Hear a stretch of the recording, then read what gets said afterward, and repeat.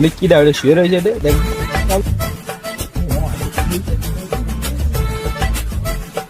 এই ভাই এই ভাই এই ভাই কি হয়েছে তোমার ভাই ওঠে না তো এই ভাই যে অজ্ঞান হয়ে গেছে Operation. এই ভাই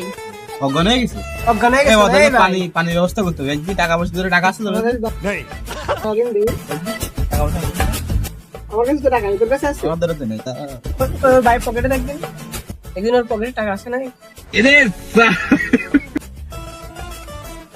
টুপি নামাজ পড়ে বলে নাও يا مرحبا